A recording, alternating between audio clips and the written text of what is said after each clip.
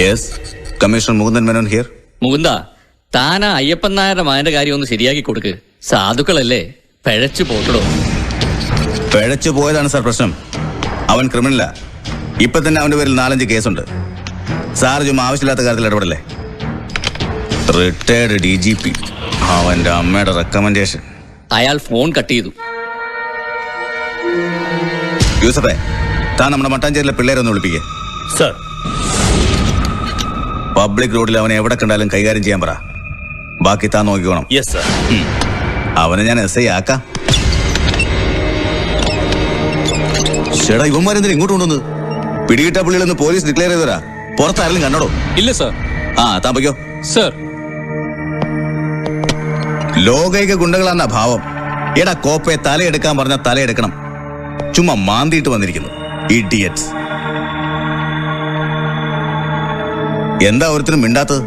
കണക്ക് പറഞ്ഞ് കാശ് മേടിക്കാൻ ഭയങ്കര നാക്ക. കൈക്ക് 50, കാലിന് 100, തലയ്ക്ക് 1,00,000. ഒരു കൊട്ടേഷൻകാര്. എടാ, കാശ് മേടിച്ചാ പണി ചെയ്യണം. യൂണിയൻ മീറ്റിംഗ് കഴിഞ്ഞ് വരുന്ന വഴിയായതുകൊണ്ട് അയാളോട് 3-4 പേരുണ്ടായിരുന്നു. നേതാവിന്റെ കൈയും കാലും വെട്ടുമ്പോ കൂടെ ഉള്ളവർ ചിതറി ഓടുമെന്ന് വിചാരിച്ചു. പക്ഷെ അവന്മാര് ചെറുത്തു വന്നു. പിന്നെ അവന്മാരെ വിരട്ടി ഓടിച്ചു വന്നപ്പോഴേക്കും പവർ കട്ട് മാറി കറണ്ടും വന്നു. കറണ്ട് വന്നതും പവർ കട്ടൊന്നും എനിക്കറിയണ്ട. പറഞ്ഞത് നടന്നിരിക്കണം. ആൾക്കാർ ഓടിക്കൂടി ഞങ്ങളെ തിരിച്ചറിഞ്ഞ സാറാണ് ജയിച്ചതെന്ന് പറയും. അത് പേടിച്ച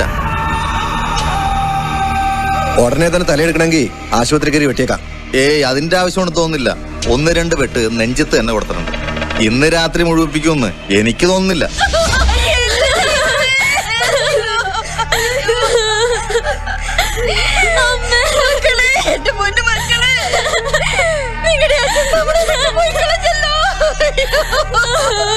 വെട്ടിക്കേറി കൊല്ലാൻ മാത്രം എന്ത് തെറ്റാ മനുഷ്യൻ ചെയ്തത്?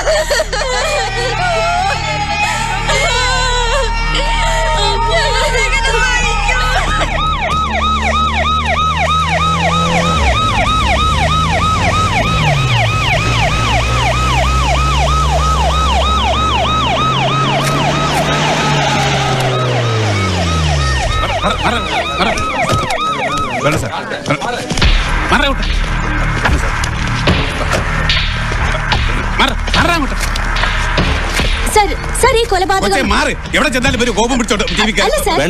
ചോദിക്കട്ടെ സർ, അങ്ങയുടെ മണ്ഡലത്തിൽ കഴിഞ്ഞ 3 മാസത്തിനുള്ളിൽ നടക്കുന്ന 6ാമത്തെ രാഷ്ട്രീയ കൊലപാതകമാണിത്.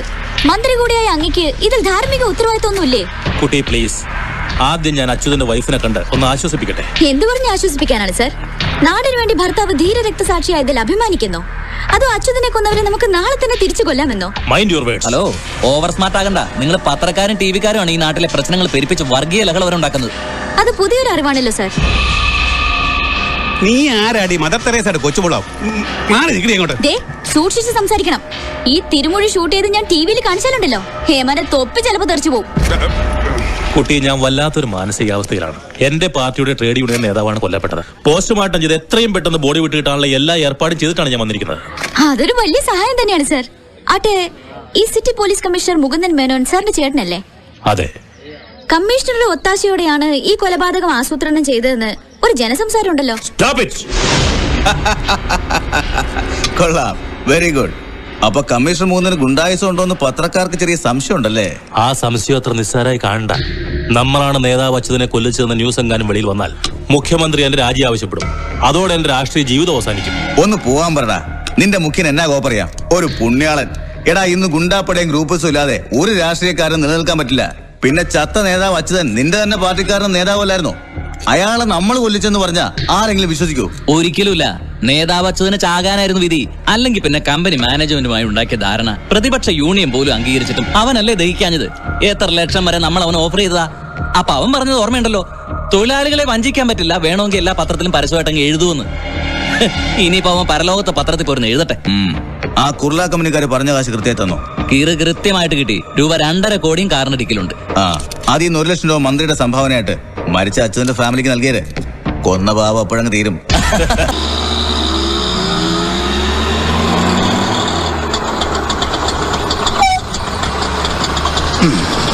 വണ്ടി അങ്ങോട്ട് മാറ്റിയിട്ട് ഞാൻ ഇപ്പോ. ശരി സാർ.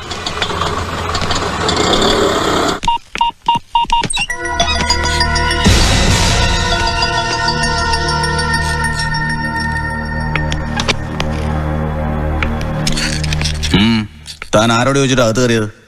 ആര് തടഞ്ഞാലും ഇന്ന് അങ്ങേ കാണണമെന്ന് കരുതി തന്നെയാ വന്നത്.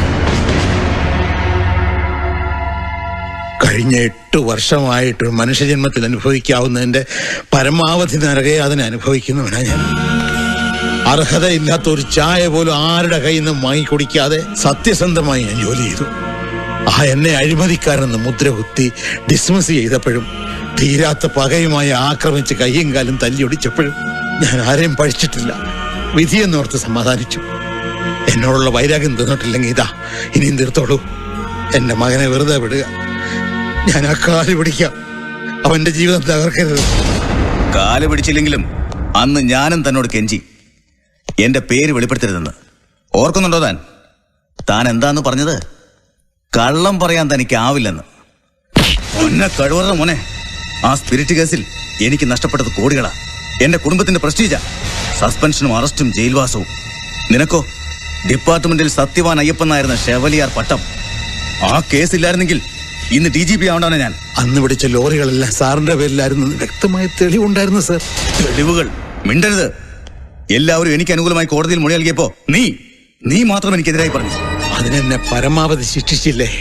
ഒരു നയാ പൈസ പെൻഷൻ കിട്ടാതെ, കൂലിവേല ചെയ്ത പോലും കുടുംബത്തെ പോറ്റാനാവാതെ എന്നെ കൊല്ലാക്കൊല ചെയ്തില്ലേ? അതുപോലെ പോരാ, നിന്റെ കുടുംബം ഞാൻ കുടം തോണ്ടും.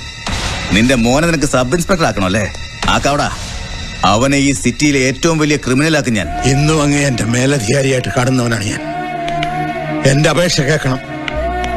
എന്റെ മോൻ സബ് ഇൻസ്പെക്ടർ ആകുന്ന കണ്ടിട്ട് കണ്ണടയ്ക്കാൻ എന്നെ അനുവദിക്കണം.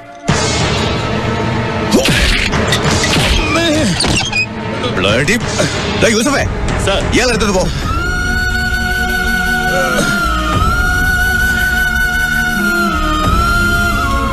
Stupid.